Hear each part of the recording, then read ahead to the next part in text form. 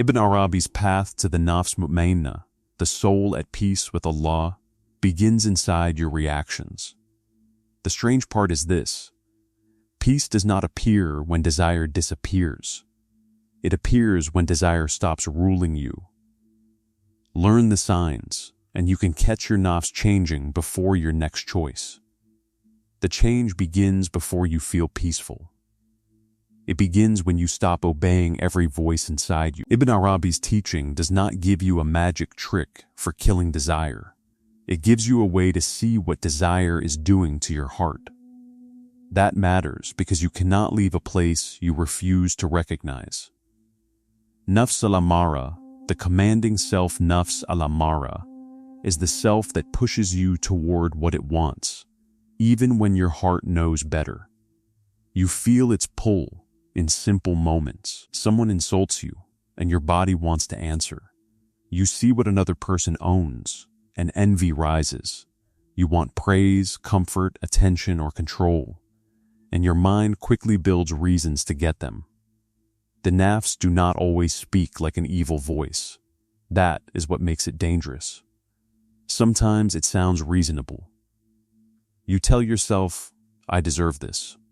You say, they started it. You think, Allah knows what is in my heart. Then you follow the desire and call the choice freedom. This is how the commanding self works.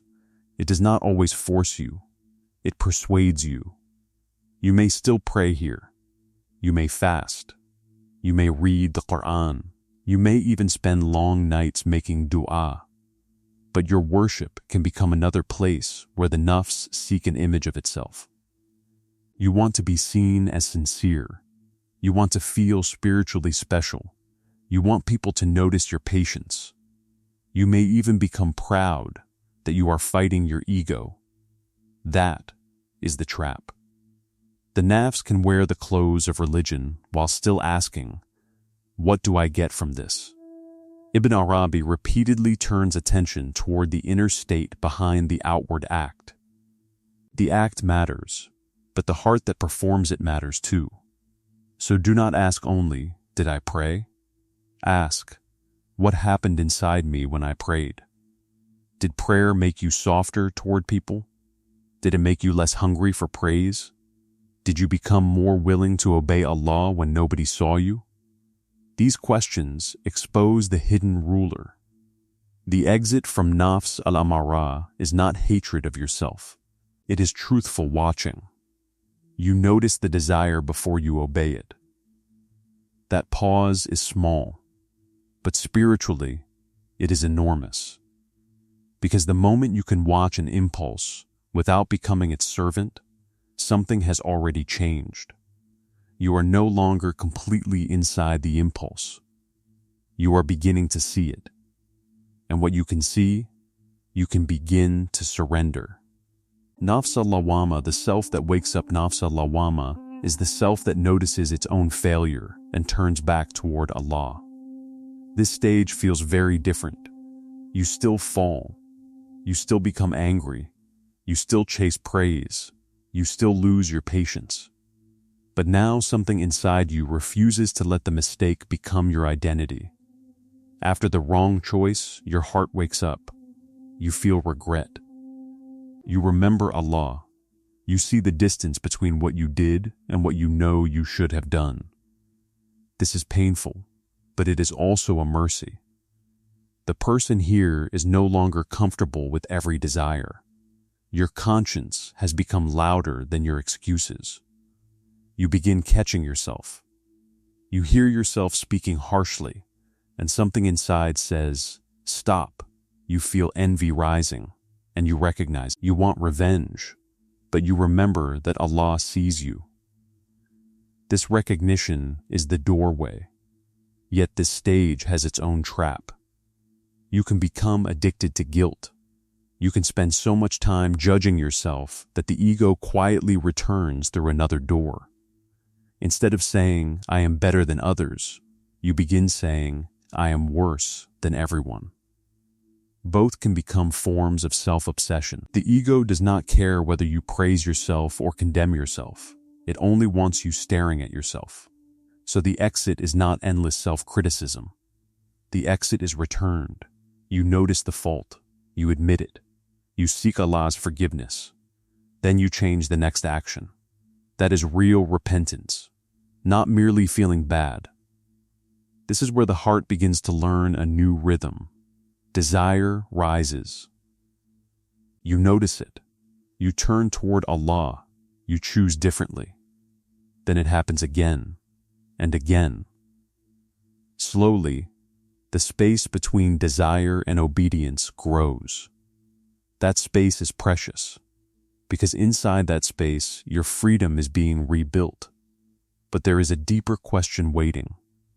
What happens when you no longer need every desire to disappear before you can feel close to Allah? That is where the nafs begin moving from struggle toward rest. Nafs Mutmainnah, the inspired self Nafs Mutmainnah, is the self that begins receiving clear inner guidance toward what pleases Allah. You still have desires. You still face fear, anger, pride, and temptation. But your heart starts recognizing another pull. You begin to sense that some choices make you heavy, while others make you inwardly clean. A quiet kindness feels better than winning an argument. Giving without being praised feels better than being noticed. Walking away from revenge feels stronger than having the final word. This does not mean every feeling inside you comes from Allah. Feelings can mislead you. The test is whether your inner pull agrees with truth, obedience, and mercy. That distinction protects you from a subtle spiritual trap. You may begin trusting every powerful feeling because it feels sacred. You think, my heart told me this, so it must be right. But a strong feeling is not proof of guidance. Your heart needs discipline. The person at this stage starts becoming more sensitive to what happens inside. You notice how certain words disturb your peace. You notice how certain desires leave you empty. You notice how sincere acts bring a quiet strength that praise never gave you. Your worship also starts changing. You pray less like someone completing a task and more like someone returning home. You begin asking Allah to change you, not simply change your circumstances. That is a major shift. The trap here is spiritual excitement. You may become fascinated with inner signs, dreams, unusual feelings, or moments of deep emotion. Then the search for spiritual experiences becomes another form of desire. The nafs whispers, I want to feel special. You may even compare your inner life with other people. That is the old ruler wearing new clothes. The exit is humility. You take every inner experience back to obedience. You do not worship the feeling. You worship Allah.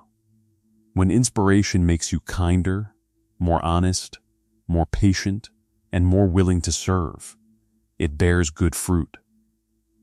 When it makes you proud, impatient, or convinced that you are spiritually above others, stop. Look again. The heart must become a servant before it can become a place of peace. Nafs Mutmainnah, the soul at peace. Nafs Mutmainnah is the self that finds rest in Allah, even while life remains difficult. This is where many people misunderstand peace. Peace does not mean nothing hurts. Peace does not mean you never become afraid. Peace does not mean every prayer receives the answer you wanted. You can still cry.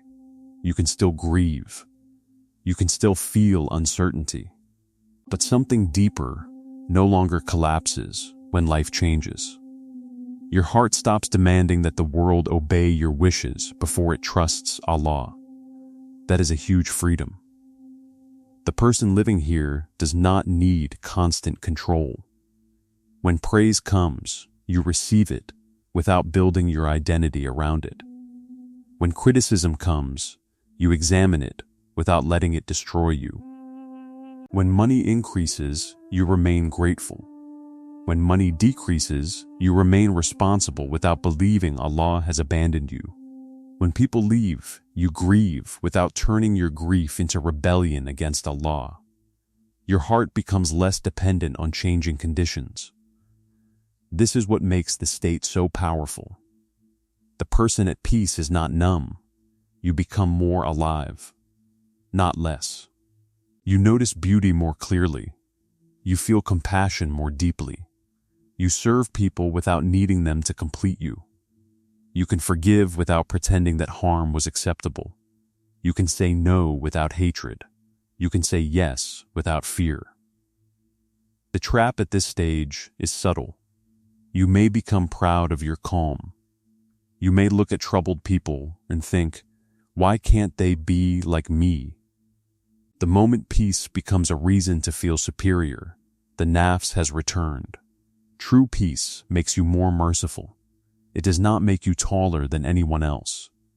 The exit from this trap is to remember the source. Your peace is not your achievement. It is a gift you keep receiving from Allah. And that changes how you hold it. You stop saying, I have reached. You begin saying, keep me here. Because even a peaceful heart can change when it forgets the one who gives peace.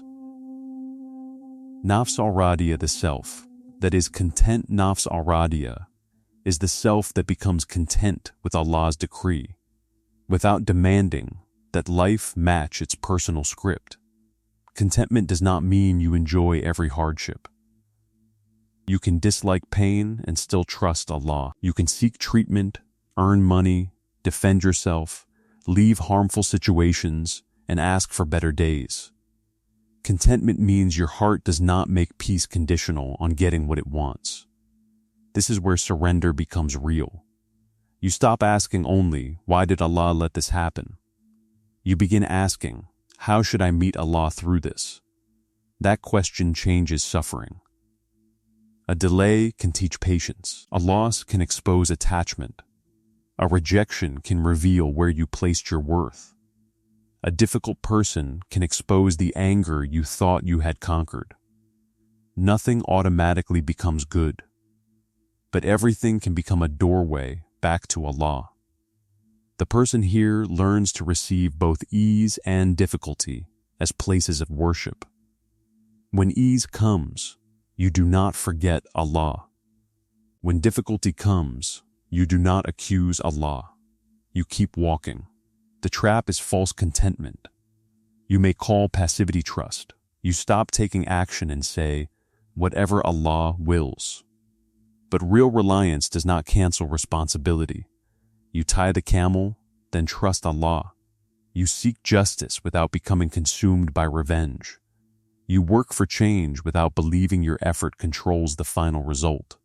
The exit is active surrender. Do what is right. Release what you cannot control. Then leave the outcome with Allah. This is where the heart starts losing its need to be the author of every ending. And once that need weakens, another state becomes possible. The heart can become grateful even before it understands why.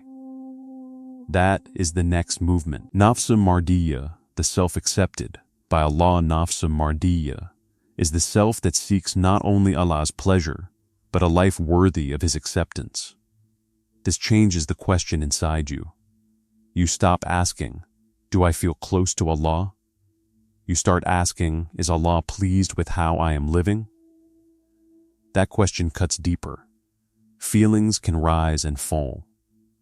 Acceptance is tested through your choices. You may feel spiritually dry and still obey Allah. You may feel full of faith and still need to control your tongue. You may enjoy worship and still need to repair a wrong you caused. The person moving toward this state becomes less impressed by spiritual feelings. You care more about truth. You become careful with promises. You return what does not belong to you. You speak well of people when they are absent. You forgive when revenge would make you feel powerful. You give when nobody can repay you. Your private life begins to resemble your public life. That is one of the clearest signs of inner change. The trap here is hidden self-approval. You may begin collecting evidence that you are becoming righteous. You remember your good deeds. You notice your sacrifices. You compare your discipline with someone else's weakness. Then the heart quietly says, "Look how far I have come." That thought can destroy the very state you are trying to reach. The exit is to hide your good deeds from your own ego. Do good. Forget your claim over it. Let Allah judge its worth. Ibn Arabi's deeper insight is that your heart does not become peaceful by making itself independent. It becomes peaceful by seeing its dependence clearly. You were never the source. You were always receiving. Your breath, strength, ability, repentance, and return all depend on Allah. When you see this, gratitude stops being a mood. It becomes your way of seeing. Nafs al-Kamila, the mature self Nafs al-Kamila, is the self that becomes fully ordered around Allah, while still living an ordinary human life. You still eat. You still work. You still speak with people. You still face loss. But your inner center has changed. Your desires no longer sit on the throne. Your anger becomes something you govern. Your wealth becomes something you use. Your knowledge becomes something you serve with. Your strength becomes protection for others. Nothing needs to disappear. Everything needs to find its proper place. This is important because spiritual growth is not escape from being human. You do not become less human. You become more rightly human. You can be firm without cruelty. You can be gentle without weakness. You can be humble without pretending you have no gifts. You can enjoy beauty without becoming its slave. You can love people deeply without making them your gods. That balance is a sign of maturity. The person at this stage does not need to announce their spiritual state. Their character speaks first. People feel safe around them. They do not rush to dominate a room. They listen before defending themselves. They admit mistakes without collapsing into shame. They receive praise without feeding on it. They receive blame without immediately attacking. Their peace becomes useful to other people. That is the aspiration. Not becoming someone who looks holy. Becoming someone whose presence makes obedience easier. But even here, there is a final trap. You can turn spiritual maturity into an identity. You can think, "I am now one of the people who have arrived." That sentence contains the old nafs. The mature heart does not worship its own maturity. It keeps returning. Every day, every prayer, every choice. The exit is continued servanthood. You never graduate from needing Allah. You simply become more aware that you need Him. Now notice something important. These states are not neat boxes. You can be patient in one moment and ruled by anger in the next. You can show deep sincerity in one act and seek praise in another. You can forgive one person while secretly resenting another. So do not ask, "Which level am I?" Ask a harder question. What rules me when nobody is watching? That question takes you from theory into self-knowledge. Your real state often appears in small moments. Watch what happens when someone interrupts you. Watch what happens when someone gets praised instead of you. Watch what happens when your plans suddenly fail. Watch what happens when nobody thanks you. Watch what happens when Allah delays something you deeply wanted. Your reaction reveals where your heart still demands control. This is not a reason for shame. It is a map. If anger owns you, you have found work to do. If praise controls you, you have found work to do. If rejection destroys your worth, you have found work to do. If losing control makes you panic, you have found work to do. And if you can pause, remember Allah, and choose what is right, you have found something else. You have found movement. That pause may last only a few seconds, but those seconds can reveal whether your nafs is still commanding you or whether your heart is learning to rest with Allah. And now you can test that movement without relying on vague feelings. The person with a peaceful nafs does not look superhuman. You may meet them in a home, a workplace, a shop, or a quiet mosque. They still get tired. They still face loss. They still have moments of weakness. But something about them feels settled. They do not need every conversation to go their way. They do not need every person to understand them. They do not need constant praise to know their worth. When they make a mistake, they return without making excuses. When someone hurts them, they protect themselves without feeding hatred. When something good comes, they thank Allah before they claim it as their own. Their peace does not make them distant from people. It makes them safer for people. They listen more carefully. They forgive more freely. They speak less when silence protects another person's dignity. Their private worship carries the same truth as their public behavior. That is the person you are moving toward, not a person who never struggles. A person who knows where to return when the struggle comes. Now test yourself honestly. Do not answer these questions with the person you wish you were. Answer with the person you become when pressure arrives. First, what happens when someone corrects you? Do you search for the truth in their words, or do you first defend your pride? Second, what happens when someone else receives what you wanted? Can you make sincere dua for them, or does their success quietly disturb you? Third, what happens when nobody notices your good deed? Does the deed still feel worth doing, or does your desire to be seen disappear with the audience? Fourth, what happens when Allah delays something you love?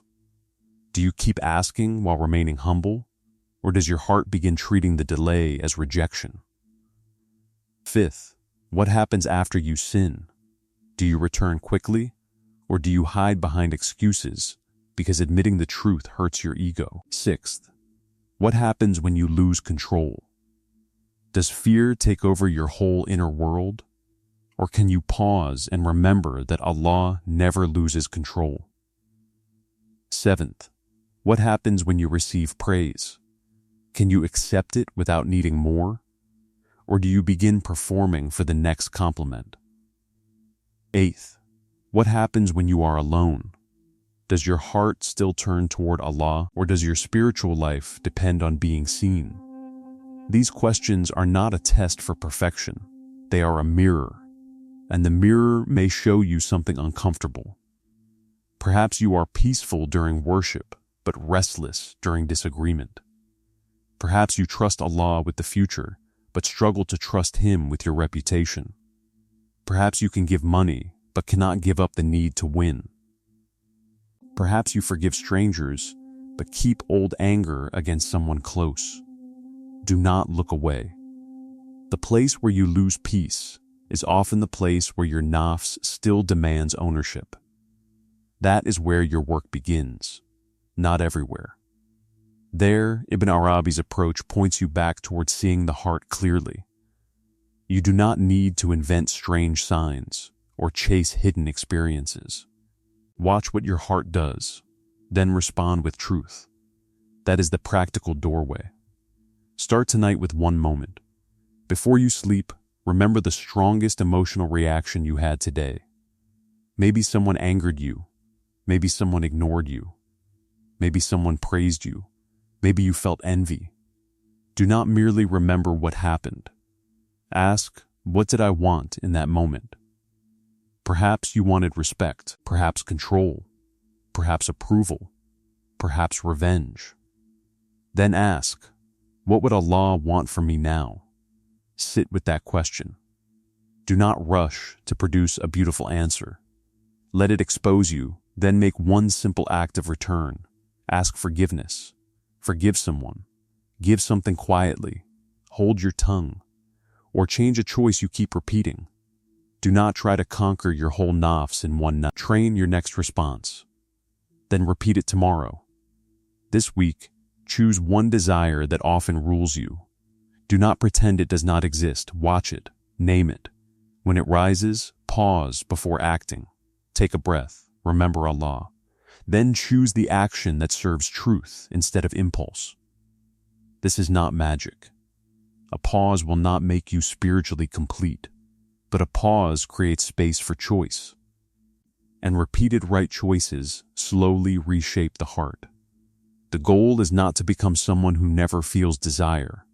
The goal is to become someone whose desires know their place. Because the peaceful nafs does not say, I get everything I want. It says something far stronger. I do not need everything I want to be at peace with Allah. That is where the heart begins to rise above itself. And that is where peace becomes more than a feeling. Peace becomes real when your heart no longer makes conditions for Allah. You stop saying, I will trust Him when life makes sense. You stop saying, I will be grateful when I receive what I asked for. You stop saying, I will forgive when the other person understands my pain. Instead, you begin serving Allah inside the life you actually have. That does not mean accepting injustice. It does not mean refusing to act. It means you stop making your obedience depend on getting your preferred outcome. You act because Allah is worthy of obedience. You forgive because hatred is poisoning your heart. You tell the truth because truth belongs to Allah. You leave what is forbidden because freedom from sin is worth more than temporary pleasure. You serve someone who cannot repay you because your reward does not depend on them. This is the deeper meaning of a nafs at peace. Your heart becomes less occupied with itself. And as the heart becomes less occupied with itself, it becomes more available to Allah. You notice people differently. You see the tired person who needs patience. You see the person who failed and needs mercy.